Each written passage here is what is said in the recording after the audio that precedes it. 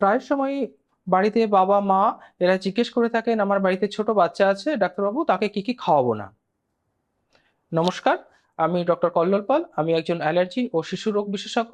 আজকে আমরা আলোচনা করব ছোট বাচ্চাদের কি কি খাওয়ানো যাবে না। প্রথমেই আমরা আসি, খাবারে কতটা নুন থাকবে। প্রায় সময় দেখা যাচ্ছে যে বাচ্চারা খাবারে যদি একদম নুন না থাকে তাহলে তারা খেতে চাইছে না। কিন্তু খাবারে সবসময় নুনের পরিমাণ দেখতে হবে যেন একেবারেই না থাকে। খুব অল্প দিলেও দেওয়া যেতে পারে, কিন্তু ভালো যদি না দেওয়া থাকে।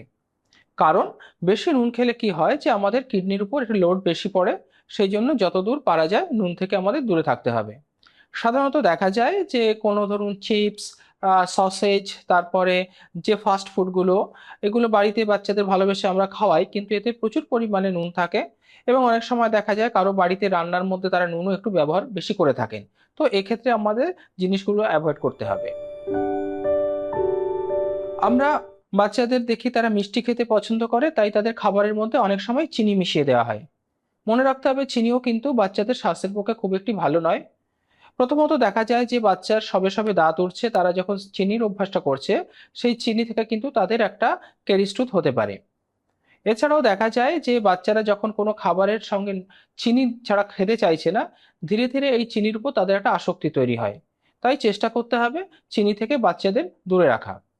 সাধারণত যে খাবারের মধ্যে চিনি দেওয়া হয়, চকলেট, কিছু ধরুন যে সুইট ড্রিঙ্কস যেগুলো হয়, এগুলো কিন্তু আমাদের সবসময় লক্ষ্য রাখতে হবে যতটা কম সম্ভব হয় বাচ্চাকে সেইটুকুই দেওয়া। খাবারের মধ্যে আরেকটি গুরুত্বপূর্ণ উপাদান হলো স্যাচুরেটেড ফ্যাট। স্যাচুরেটেড ফ্যাট দেখা যায় যে যখন আমরা কোনো রান্না করি, যে চর্বি জাতীয় পদার্থ বা ফ্যাট থাকে সেটা যখন হিটেড হয় বা বার্ন হয়, সেটার মধ্যে অক্সিজেনেশন একটুখানি বাড়তে থাকে, তো সেটা স্যাচুরেট করতে থাকে।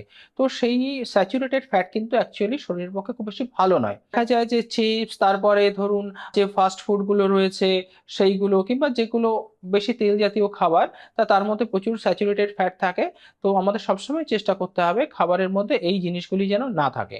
মধু বা হানি, মধু আমাদের খুবই একটি প্রিয় বস্তু। সেটা বলুন পশ্চিমবঙ্গ কিংবা সারা ভারতবর্ষে আমরা সবসময় শুনতে পাই, বাবা মা দাদু দিদিরা জিজ্ঞাসা করছে কখন তাকে মধু খাওয়াবো। মনে রাখতে হবে মধু জিনিসটি ভালো হলেও তার মধ্যে কখনো কখনো এমন একটি পদার্থ যাকে বলা হয় বটুলিনাম, সেটা থাকতে পারে, টিপিক্যালি যে পুরনো মধু। তো এই যে বটুলিনাম থাকে তার জন্য কিন্তু একটা টক্সিসিটি বা বটুলিজম বলা হয়। তো আমরা চেষ্টা করব সবসময় যে বাচ্চাদের এর থেকে দূরে রাখা। টিপিক্যালি 1 বছরের নিচে যদি কোনো বাচ্চা হয় তাকে কিন্তু মধু একদমই দেওয়া চলবে না। চীনা বাদাম, কাজু বাদাম, তারপর অনেক সময় আখরোট, এই টাইপের যে বাদামগুলি আছে, আমরা অনেক সময় শুনি যে বাচ্চাদের কবে থেকে দেওয়া যাবে। বাদাম, আহ, এটা নিজস্ব তার কোনো কিন্তু খুব যে প্রবলেম হয় তা নয়। দেখা যায় বিদেশে, টিপিক্যালি ইউরোপ আমেরিকা এই সব জায়গায়, তাদের দেশে পিনাট অ্যালার্জি কিন্তু অনেক কমন। যদিও আমাদের দেশে এটা অতটা কমন নয়, তাও আমরা বলবো যখন তাকে বাদাম দিতে হবে সেটা কিন্তু বুঝে শুনে। যেমন ধরুন তাকে কখনোই গোটা বাদাম দেওয়া যাবে না। যদি দিতে হয় বেশ পেস্ট করে কিংবা ডাস্ট করে সেটা অল্প পরিমাণে দেওয়া যেতে পারে, এবং সেটা সবার সামনে খাওয়াতে হবে। বাচ্চাকে দিলাম বাদাম, সে নিজের মতো খাচ্ছে, এটা করলে কিন্তু চলবে না। অনেক সময় দেখা যাচ্ছে গোটা বাদাম কিংবা একটু বড় সাইজের ভাঙা বাদাম সেটা গলায় আটকে একটা চোকিং এর সম্ভাবনা দেখা দিচ্ছে।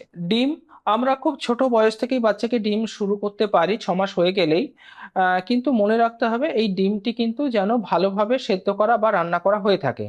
একটু কাঁচা বা যেগুলো ধরুন যে আরো যে ডিম থেকে যেগুলো তৈরি হয় সেইগুলোর মধ্যে ইনফেকশনের চান্স, টিপিক্যালি সালমোনাল ইনফেকশনের চান্স অনেক বেশি থাকে।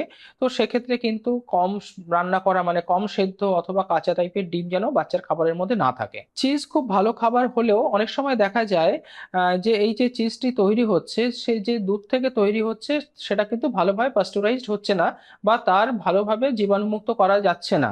কিংবা কোনো কোনো চিজে আছে যে তার মধ্যে মোল্ডের পরিমাণও থাকতে পারে।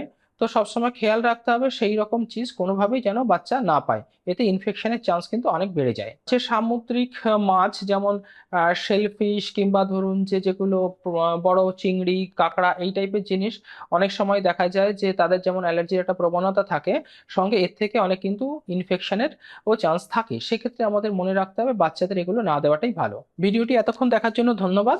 আপনাদের যদি কোনো প্রশ্ন থাকে তাহলে নিচে যে বক্স আছে সেখানে আপনাদের প্রশ্ন রাখতে পারেন, আমরা চেষ্টা করব তার যথাযথ উত্তর দেওয়ার। ধন্যবাদ।